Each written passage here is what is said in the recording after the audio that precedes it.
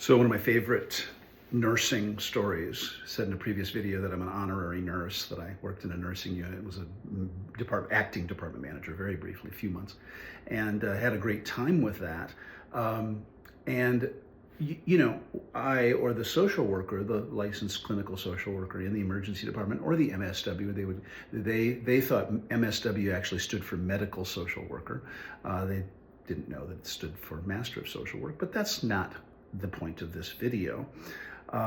I would deal with the psychiatric patients, the intoxicated patients, the overdoses, the deaths, the gangbangers, the violence, the domestic violence, the child abuse, the sexual assault, all the things that nobody really wants to deal with. And I remember one nurse coming up to me one day, this is well into my career, and she goes, "How do you do it?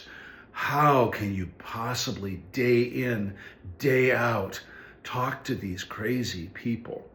And I just shrugged my shoulder. Her name was Mary. And I just said, "Well, you know what, Mary? I don't have to touch them."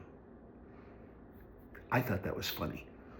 Nurses have to touch them. They have to clean them. They have to do things and touch them.